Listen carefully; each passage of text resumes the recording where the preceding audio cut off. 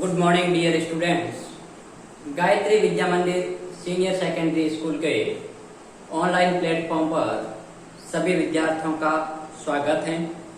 आज के क्लास में हम 11th क्लास मैथमेटिक्स के लेक्चर नंबर 15 में एक्सरसाइज 9.3 के आगे के क्वेश्चंस को सॉल्व करेंगे। कल के लेक्चर में अपन ने 4 तक क्वेश्चन को सॉल्व आउट किया था।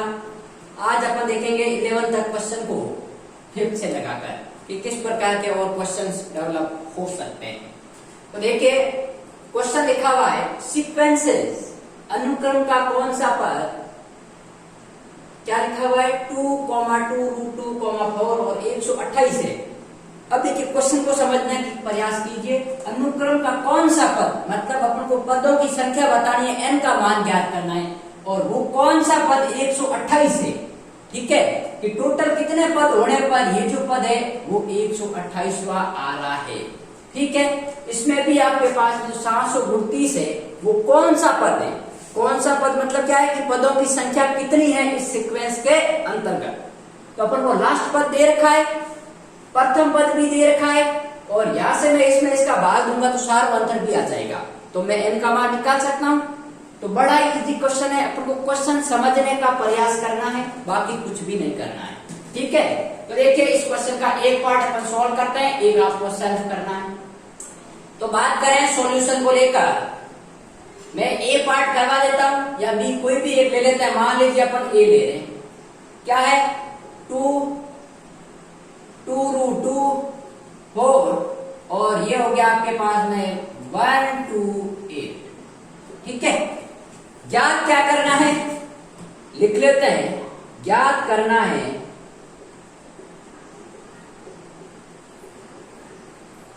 पदों की संख्या या कौन सा पद 128 है। तो मैं लिख लेता हूं पदों की संख्या, नंबर ऑफ टर्म्स, n का मान ज्ञात करना है।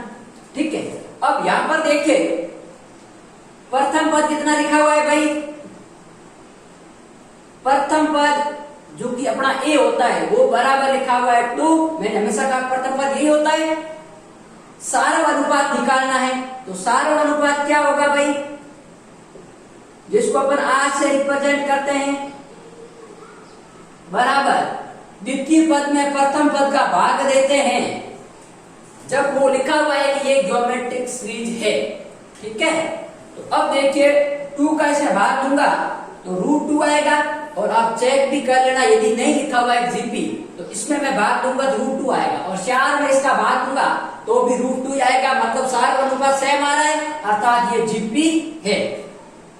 अब लास्ट पद, अंतिम पद दे रखा है या nवां पद, अपन कह सकते हैं अंतिम पद या फिर nवां पद। nवां पद बराबर tn बराबर कितना दे रखा है 128 दे रखा है।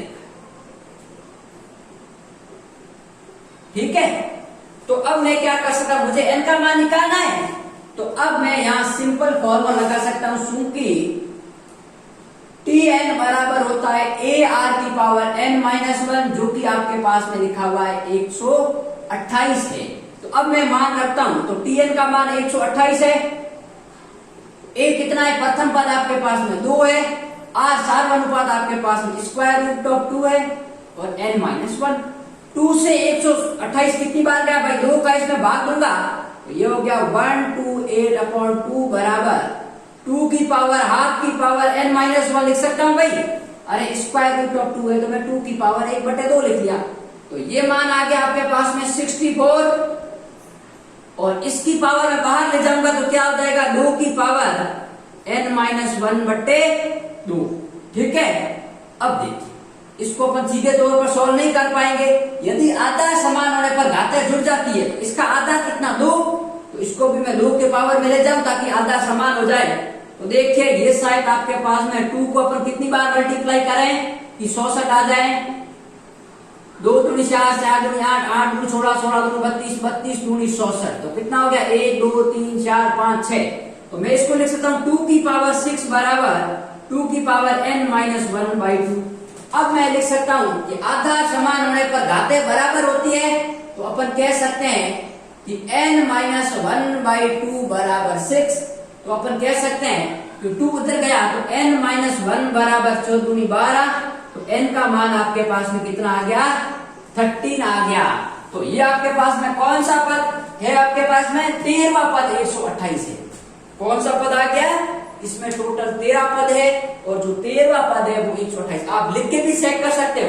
ये 4 आ गया, इसका अगला टर्म क्या आएगा? 4√2, फिर अगला आएगा 8, फिर 8√2, फिर 16, फिर 16√2। ऐसे ऐसे करोगे तो आपके पास जो 13वां पद आएगा वो 128 आएगा। तो ये तो था क्वेश्चन नंबर फर्स्ट। इसी प्रकार इसमें देखिए, मैं हिंट दे देता हूं। प्रथम पद a का मान कितना है? √3। r कितना है? 3/√3 बराबर √3 आ रहा है, ठीक है। और tn का मान कितना दे रखा है? 729।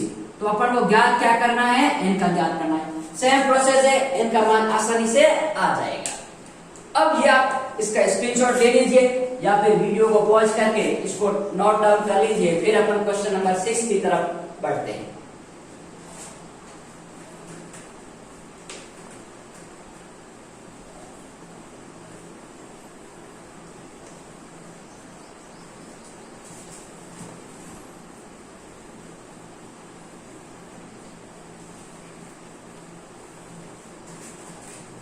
अब बात सुनिए, क्वेश्चन नंबर 6 की बात करते हैं। हालांकि मेरे 6 नंबर क्वेश्चन पहले करवाया हुआ है, फिर भी मैं बात कर लेता हूं वापस। क्या लिखा हुआ है? x के किस मान के लिए संख्याएं गुणोत्तर श्रेणी में, जीपी का मतलब गुणोत्तर श्रेणी में, यदि 3 संख्याएं गुणोत्तर श्रेणी में हो तो मध्य वाली संख्या क्या कहलाती है? प्रथम तथा अंतिम संख्या का गुणोत्तर माध्य कहलाती है कि नहीं कहलाती है? मैंने कहा था यदि 3 या 3 से अधिक संख्याएं गुणोत्तर श्रेणी में हो तो आपके पास में प्रथम तथा अंतिम संख्या के मध्य जितनी भी संख्याएं होती है वो सब गुणोत्तर माध्य कहलाती है। तो ये तीनों संख्या गुणोत्तर श्रेणी में है, तो x है वो प्रथम तथा दूसरे का गुणोत्तर माध्य है। तो दो संख्याओं के मध्य गुणोत्तर माध्य निकालने का फॉर्मूला क्या होता है वो सीधा लगा सकते हो, और नहीं तो अपन यदि वो कंसेप्ट आपके दिमाग में नहीं आ रहा है तो मैं सीधा प्रोसेस से भी करवा सकता हूँ। कैसे? कि आपके पास में लिखा हुआ है -2/7 x और -7/2 जीपी में है, किसमें है? गुणोत्तर श्रेणी में है। तो मैं कह सकता हूं कि द्वितीय पद में इसका सारव अनुपात क्या आएगा भाई? सारव अनुपात x बट्टे माइनस का 2/7, और या फिर अपन ये भी लिख सकते हैं -7/2/x। लिख सकते हैं नहीं लिख सकते हैं? अरे भाई द्वितीय पद में प्रथम पद का अनुपात और तृतीय में द्वितीय का अनुपात हमेशा बराबर रहेगा, क्रॉस मल्टीप्लाई करवाओ तो ये हो गया x² बराबर -2/7 इंटू -7/2। तो 2 से 2 कैंसिल, 7 से 7 कैंसिल, तो ये हो गया x² का मान 1। तो अपन कह सकते हैं कि x का मान हो गया +-1, ठीक है। x का मान यहां रख के चेक कर लो। यदि मैं +1 रखता हूं, x बराबर 1 रखने पर तो क्या आएगा? -2/7, 1 और माइनस के 7/2, और x बराबर -1 रखूंगा तो क्या आएगा आपके पास? -2/7, -1 और -7/2। अब इसका अनुपात कितना आएगा? r का, एक में इसका भाग है -7/2 और इसमें भी भाग देंगे, तो यहाँ पर r का मान आएगा -7/2 और यहाँ पर r का भाग आएगा आपके पास में 7/2। मैंने क्या कहा था? सिर्फ और सिर्फ माइनस का चेंज आएगा, लेकिन आपको ये प्रोसेस सिर्फ और सिर्फ मैंने समझाने के लिए क्या है, आपको यहां तक ही लाना, ये आपका ईश्वर है। अब देखिए, मैंने कहा था कि यदि 3 संख्याएं गुणोत्तर श्रेणी में है तो मध्य वाली संख्या इन दोनों का गुणोत्तर माध्य कहलाती है, और दो संख्या के मध्य गुणोत्तर माध्य निकालने का फॉर्मूला क्या होता है? √AB। कब? जब a, g और b है वो जीपी में हो। तो ये तीनों जीपी में है, तो g का मान क्या है आपके पास में? x। तो x बराबर √, प्लस माइनस होता है, तो a क्या है? -2/7 इंटू -7/2, तो ये a की तो आ रहा है, तो +-1 आ गया √1 का मान, ठीक है। तो इस प्रोसीजर से करो या फिर इस प्रोसीजर से करो, आपका दोनों राइट है, ठीक है। यदि ये याद नहीं रहता है तो आपको इससे कर सकते हैं, ठीक है। अब अपन बात करेंगे क्वेश्चन नंबर 7 से लगाकर 10 तक, जिसमें सब में आपको क्या ज्ञात करना है? पदों का योग ज्ञात करना है, SN वाला फॉर्मूला लगाना है। तो देखिए करते हैं क्वेश्चन को सॉल्व आउट। पहले इसको एक बार नोट डाउन कर लीजिए, फिर अपन बात करते हैं आगे।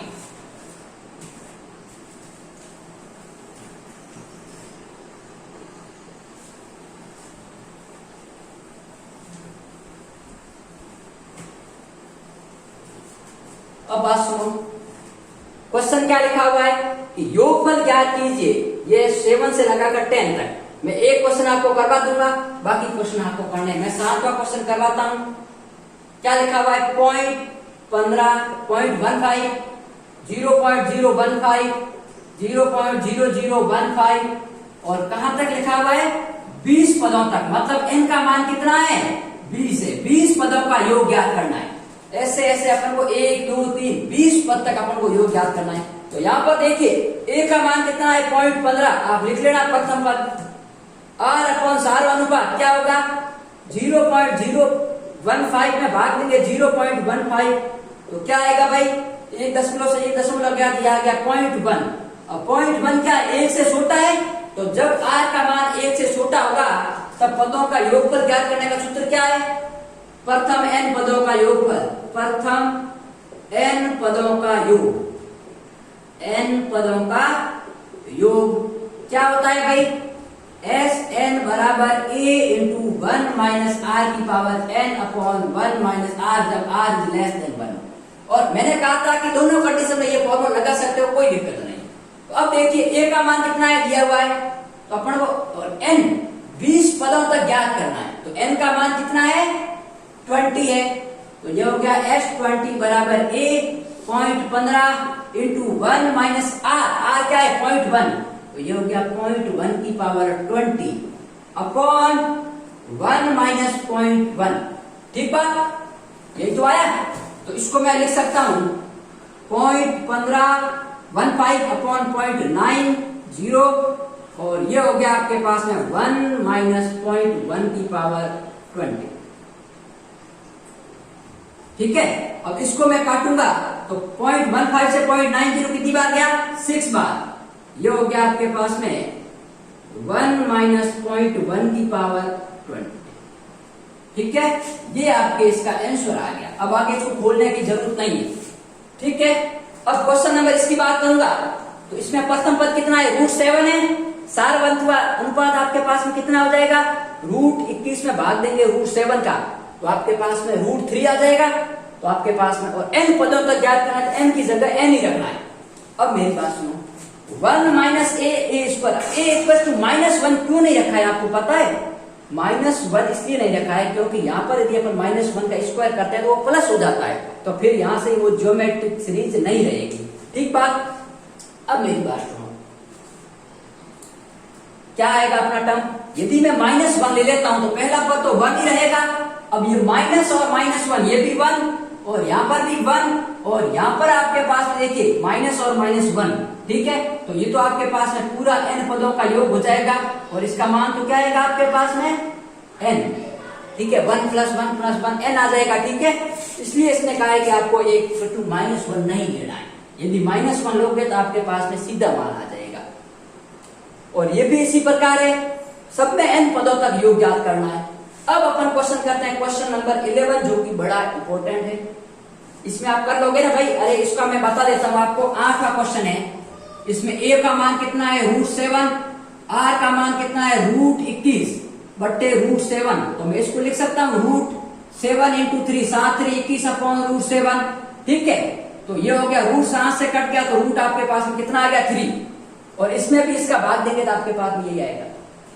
n पदों तक योग निकालने का मान रख लिया और इसमें क्या करेंगे?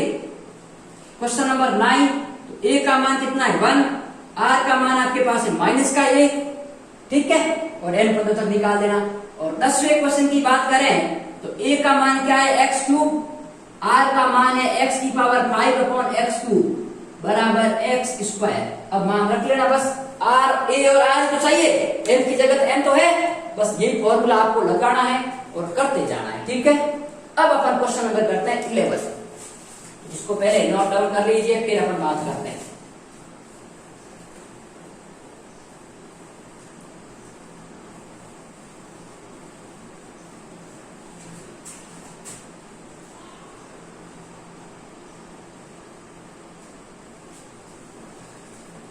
चलो स्टार्ट करते हैं क्वेश्चन नंबर 11।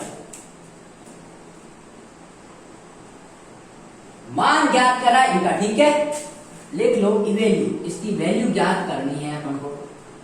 हिंदी में लिख लो मान ज्ञात करो। ठीक है, तो क्या लिखा हुआ है देखिए, मैं स्टार्ट करता हूं। समेशन अवर के बराबर 1 से 11 2 प्लस 3 की पावर के। आपको 10th क्लास में बताया होगा कि ये जो संकेत दे रखा है ये, इसका मतलब क्या होता है? सिग्मा इसको बोलते हैं, ग्रीक भाषा का वर्ड है, और इसका मतलब होता है योग करना। ठीक है, प्रत्येक पद का योग करना। तो के का मान 1 रखूंगा, फिर उसके बीच में प्लस आएगा, फिर 2 रखूंगा, उसके बीच में प्लस आएगा। तो इसको मैं कैसे बोल सकता हूं? पहले सबसे पहले सबमिशन जब भी आता है उसका मतलब है योग करना। तो के का मान पहले 1 रखूं, तो इसमें 1 रखता हूं तो क्या आएगा? 2 प्लस 3 की पावर 1, एक टर्म आ गया। प्लस मैंने क्या कहा? योग करना। पहले के का मान 1 रख दिया पूरे फंक्शन में, फिर बीच में प्लस आएगा, फिर के का मान 2 रखा तो आएगा 2 प्लस 3 का स्क्वायर, और रखना कहाँ है? के की जगह, फिर बीच में प्लस आ गया, फिर के का मान 3 रखो तो यह आ गया 2 प्लस 3 की पावर 3। इस प्रकार रखते जाएंगे, और लास्ट वैल्यू कहां तक रखनी है? जो अपर लिमिट है, ये लोअर लिमिट है। जो के का मान नीचे वहां से स्टार्ट करना है, और अपर लिमिट कहां तक है? वहां तक चलाना है। तो यह हो गया 2 प्लस 3 की पावर के का मान 11। अब ध्यान रखना, कभी कभी के ऊपर और नीचे दोनों जगह लिखा हुआ आता है, कभी यहाँ नीचे लिखा आता है तो वहां पर ऊपर भी क्या है? के ही है। तो इसका मतलब ये है। तो यदि इस प्रकार भी एग्जाम में क्वेश्चन आ सकता है, इस प्रकार भी आ सकता है। तो इसका मतलब क्या होता है? इसको हिंदी में जो इसका वर्ड है उसको बोलते हैं समेशन, मतलब योग करना, प्रत्येक पद का योग करना। ठीक है, अब मेरी बात सुनो, ये टोटल पद कितने हो गए भाई? 1 पद, 2 पद, 3 पद, इस प्रकार यहाँ पावर कहां तक जा रही है? 11 तक। तो टोटल पद कितने हो गए? 11 हो गए। हुए नहीं हुए? अब मेरी बात सुनो, मैं क्या कर सकता हूं? इसको 2 को अलग ले लेता हूं, 2 प्लस 2 प्लस 2, और कहां तक है भाई आपके पास में? प्लस 2, 11 पद तक। 11 है नहीं है? और प्लस में अलग लेता हूं 3 की पावर 1 प्लस 3 की पावर 2 प्लस 3 की पावर 3 प्लस 3 की पावर 11। कोई दिक्कत नहीं, आपको बीच में प्लस है तो मैंने 2 को साथ में ले लिया और 3 वाली सीरीज को साथ में ले लिया। अब ये 2 प्लस 2 प्लस 2 कितनी बार है? 11 बार है। तो मैं इस 2 को यहां से कॉमन लेता हूं, तो 1 प्लस 1 प्लस 1, ये 1 कितनी बार? 11 बार है। ठीक है, तो आपके पास में ये हो गया, देखिए 3 प्लस 3 का स्क्वायर प्लस 3 की पावर 3 प्लस 3 की पावर 11। अब मेरी बात सुनो, ये 1 प्लस 1 प्लस 1 में 11 बार जोड़ूंगा तो 11 हो गया नहीं हो गया? अरे भाई मैं 1 को जोड़ूंगा 11 बार तो 11 होगा कि नहीं होगा? 1 को मैं 2 बार जोड़ता हूं 2 होगा, 1 को मैं 3 बार जोड़ता हूं 3 होगा, तो 11 बार जोड़ेंगे तो 11 होगा कि नहीं होगा? तो ये हो गया आपके पास में 2 × 11। और आपको भी पता है यार, 2 को भी 11 बार जोड़ेंगे तो 22 ही होंगे। सीधी बात, 2 को 5 बार जोड़ते तो 10 होते हैं, 2 को 2 बार जोड़ते तो 4 होता है, उसका डबल होता है। तो 11 बार जोड़ेंगे तो 22 हो जाएंगे। अब ये क्या है मेरे को ये बताओ, ये एक ज्योमेट्रिक सीरीज है कि नहीं है? इसका प्रथम पद 3 है, ये आपके पास में क्या हो गया? जीपी हो गया। प्रथम पद 3 है, सारा अनुपात आपके पास में 9/3 बराबर 3 है, और आपके पास में अंतिम पद कितना है? 3 की पावर 11, और बीच में क्या है? प्लस है। अब सर आप कहोगे कि अपन फॉर्मूला कौन सा लगाए? तो अरे भाई बीच में क्या है? प्लस है, मतलब इसका योग ज्ञात करना है। तो कितने पद का योग ज्ञात करना है आपके पास में? 11 पद का, 1 2 3 4 ऐसे।